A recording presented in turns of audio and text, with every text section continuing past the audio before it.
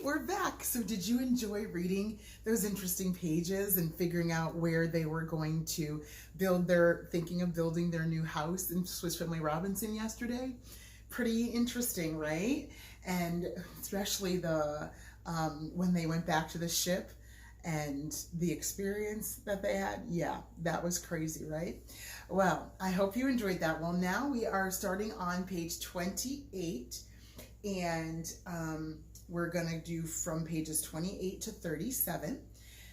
So on page 28, you're going to be answering the question, to what animals did Ernest compare the flamingo? To what animals did Ernest compare the flamingo? He compared them to what other animal? Okay. Then on page 29, who decided to make a bow? Who decided to make a bow? And what kind of bow? Okay.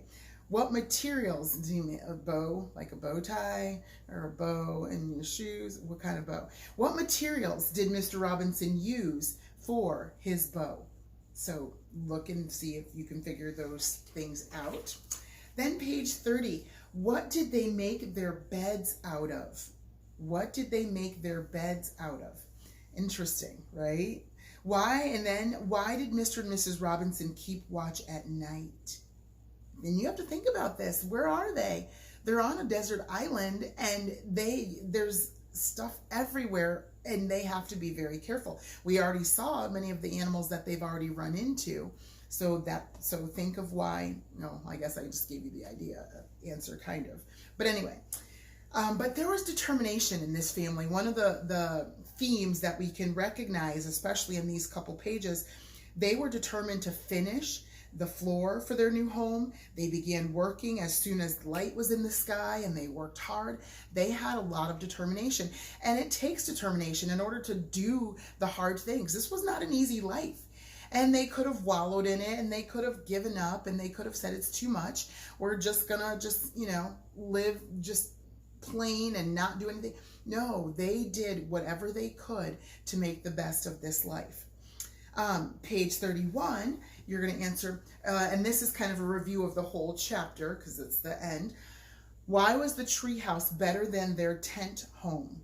Why was the treehouse better than the tent? In your opinion, which home would you have enjoyed more? So this is not a right or a wrong answer, but which home would you have enjoyed more? Would you rather have stayed in the tent on the ground, or would you rather be in the treehouse like they have? And then you need to tell why. So you're going to tell your parents. You're not just going to say, I'd rather be in the treehouse because I don't know. No, you're going to give a reason because I would want to stay safe from animals, and just in case there happened to be a flood, I don't know, I'd rather be up high. So give a reason why you believe that, why you would think that. How did Mr. Robinson help the family? How did Mrs. Robinson help the family? What did she do? And then what animals did they discover on their way to the tree? So you talked about one yesterday, and then we just talked about one today, okay? Then you're going to start on chapter 4.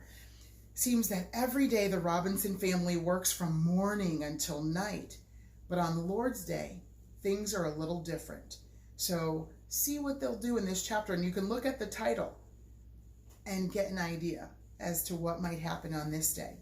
Why did Mr. Robinson decide that they were not going to work on Sunday? Why did he decide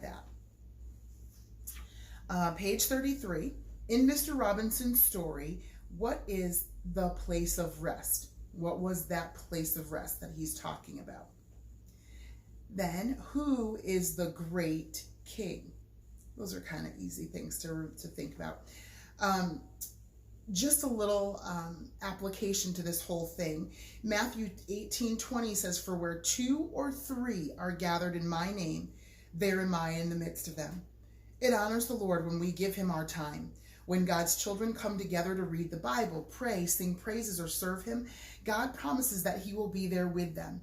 And I think that is such an important thing during this time where there might only be 2 or 3 or one gathered in his name. But when I'm doing that and I'm reaching out to you, I feel like we're gathered together. But in your house personally, you might just have 2 or 3, but if you are spending that time worshiping the Lord and learning your verses and sharing God's word, where 2 or 3 are gathered in my name, there am I in the midst of them. He's right here with us as we are talking about him and worshiping him.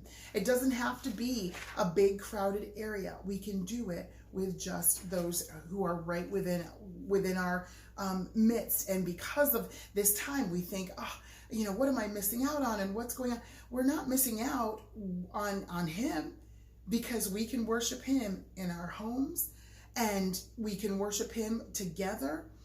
But obviously he wants us to be together, but there are times where it's just going to be 2 or 3 and we can still be worshiping just the same because he's right there with us. And that's a beautiful thing. Even though the Robinson family was far away from a church, they still worshiped God together on the island. They didn't let that stop them. Oh, well, you know, churches are not able to be open, so I guess we just don't have to worry about it. No, we still worship and serve God, no matter where we are. Why did Mr. Robinson tell that story on page 34? He told a story about, I can't even remember what it was, the place of rest and the great king. Why did he tell that story? Number 2, what was the moral of the story? So listen carefully. A, do what you want and you will be rewarded. B, obedience to God brings blessings. Or C, the land of light is Switzerland. What is the moral? So remember, a moral is something that is pointed out to you to show you something that you can learn from it. So what is the moral of this story? A, do what you want and you will be rewarded. B, obedience to God brings blessings. Or C, the land of light is Switzerland. Page 35, what things did the family do on their day of rest? What were some of the things that they did on that day of rest?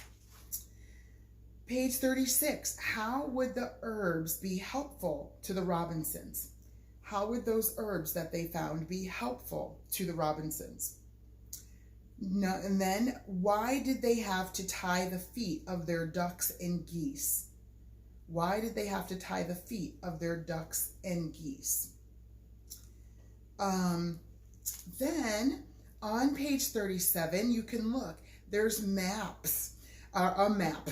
So I want you to look at the map of the island, point to the nest, figure out where that is, and tent home. And then, based on this map, where do you think Jack was pinched by the lobster? So look at the map carefully. Where do you think Jack was pinched by the lobster? Then, where do you think they found the large porcupine? So look at the map and see, where did they find the large porcupine? Where was Jack pinched by the lobster? And try to figure out. So it gives you the numbers at the bottom, tells you what the different places are that you've already read about. So look at those carefully. It's kind of a neat thing to see. So chapter review, finish the sentence. Because it was the Lord's day, what happened? 2, they named the bay Safety Bay because.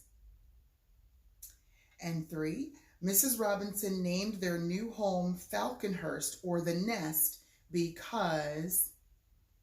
So finish those sentences and answer those questions with your families. And I hope that you enjoy reading this next little part from the rest of chapter 3, but also all of chapter 4. And we'll find out some other things for tomorrow with chapter 5. And I'll tell you where you're supposed to read for that tomorrow.